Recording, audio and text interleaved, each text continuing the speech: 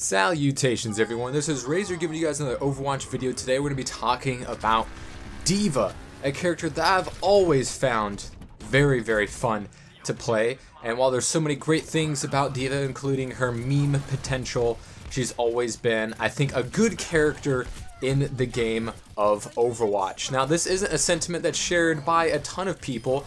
I thought she was pretty good before she was buffed, and after she got, toned down with the nerfs, at the new year, I thought she was still good, and I still think that she's good. There's been like a lot of talk ever since she got nerfed about, making her a super duper ultra tank again, and that's, I think she's fine the way that she is. I feel like there's a lot of characters that people say should be buffed when, I think they're fine. I don't think that, Junkrat needs a buff. He's good at what he does. Maybe you don't like what he does, and maybe what he does isn't, the best thing in the world, but he's good at it, and I don't think he needs any changes. I don't think Genji needs another buff. I don't think that, a ton of, the not so amazing ults need to be amazing. Balance needs to be struck, and I feel like D.Va is still a really good character. Jeff Kaplan noted that her balancing was kind of like his low point of the year in the dev cycle, and it's not because of the process of nerfing her, but it was the fact that she was too strong for too long.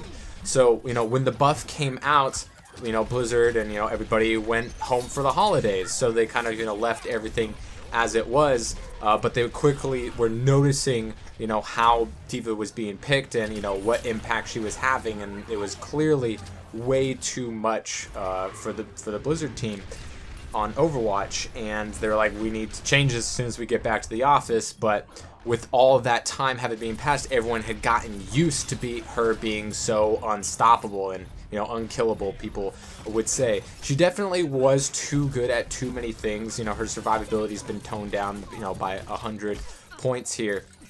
And I feel like it's absolutely fine. That, remember, she didn't always have the defense matrix that she has now. Back when you had to use it or lose it, and you couldn't just turn it on and off.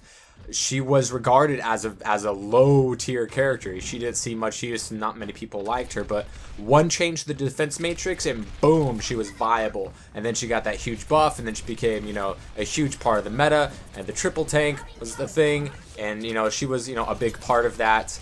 And people got used to the harassing that she could do and the amazing ults that she had. At the beginning of the game, everyone's gotten used to where people use that ult, how they use the ult, and how to get away from it, as long as you aren't being gravitoned or earth shattered or something like that. But I feel like D.Va has always been strong and still remains to be strong. She can still defense matrix and eat a lot of ults, as you can see right there. She does, in a sense, really trivialize Reaper in many cases. Not so much here on this particular spot, but in more close quarters, like this part of the King of the Hill here on Ilos, where he's gonna have to be close. You can totally mitigate all the damage that he can do to your enemy team, since pretty much all your encounters here are going to be close quarters in the objective or pushing into their spawn. And I don't know what this Mercy was thinking, but she's going to get D.Va'd. And what was too strong about D.Va was that she was too good at too many things. She was, a hefty tank, much more so than she was, and yes, it was fun, and I was killing it. I was doing like 40 and 3s and 11-minute games with D.Va, just not getting killed, so you get more ultimate, and you're less time outside the mech and respawning, so you're gonna get more kills, and you're not gonna die as much, and things snowball from there. But she's very fast and agile as a tank. She has that boost and the booping ability, which no other tank really has, the kind of burst speed that D.Va has. So she's able to rush people down. She's able to get up in their face with defense matrix and completely trivialize a lot of attacks, and especially a lot of ults. If you time it right, you can eat the Hanzo arrow. You could eat the Mei ult for a bit, and she was also super hefty and did some pretty decent damage at a decent range, that Reinhardt or Winston couldn't do, past the swing of the hammer or the Tesla cannon. So she was just an all-around destroyer of worlds. And while, yeah, that was fun, she was too strong. And especially with the way that the triple tank meta was, she was definitely did way too many things at way too high of a level. But I think the way that she is now, and if you watch competitive, that it backs me up on this subject, she's still really good. She's still picked in a lot of team comps, especially with Pharah being so good. She's one of the best answers to Pharah. And then we have the Soldier tiny mini nerf coming out where he's going to lose 1 damage. So people are like, oh, this is, you know, a silent buff for Pharah. But remember, D.Va, she can contest her in the air. She can defense matrix all those rockets. She can't shoot a ton of rockets per second. So defense matrix is going to eat up a lot of that. So you can get people to, you know, switch off of Pharah or get no value out of Pharah. And that's all because of what one character can do in D.Va with just her defense matrix and her extra tankiness. So if, you know, you miss a shot, or, you know, we can eat ults just like that, whether they be panicked or not, including Roadhog ults, which we know makes an amazing sound that I wish I had as my ringtone. But she's defensive. While she's not a main tank like, you know, Ryan or Winston, and doesn't pair well without a main tank, I think we're just running a Roadhog here, but it is King of the Hill, and, you know, their Ryan wasn't doing amazing work. And we're just kind of getting off to a really good start here, which can definitely happen very quickly on King of the Hill, especially on Eyeless, and especially on this point.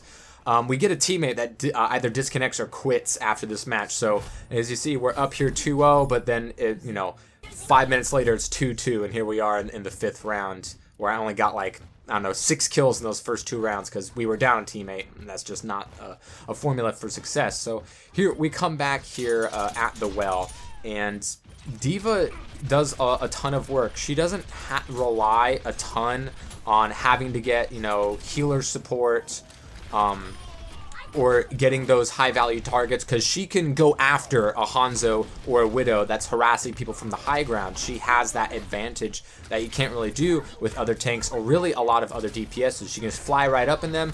Defense matrix, their close quarter shots where they are still going to be quite ineffective comparison to how they are at long range, and then she can just win them out in the DPS battle because she's going to have the armor and the health and the damage in the defense matrix, and there's not much that a sniper is going to be able to do against them by themselves. So she can absolutely neutralize a good sniper no matter where their position is, really. She helps against the Pharah and the aerial threat, and she also does, you know, decent damage. Obviously, they kind of fine-tuned her fusion cannons, in the spread was changed and the damage was changed, so it was a bit of a, you know, a give and take.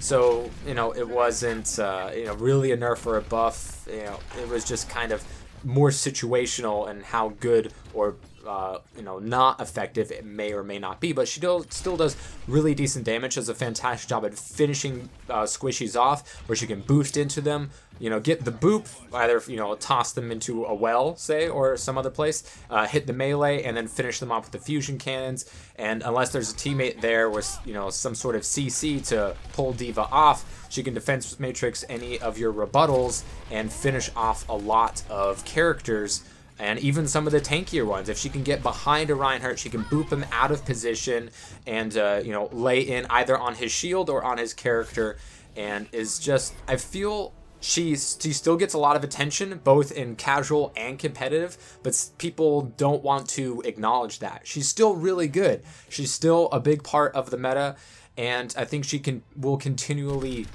fill that role, and doesn't need a buff to, you know, her tank ability, because that's not going to be her primary role, and she still is really good at a lot of other things. So D.Va, fantastic character. See, as we get 45 limbs, 27 on the objective, that's something that you can do more with D.Va, I feel like, than any other tank. She's really good for those close quarters situations where you may or may not, you know, want a Winston or a Ryan, or if you don't have a good Winston or a Ryan, or, you know, a Zarya that has perfect bubbling time.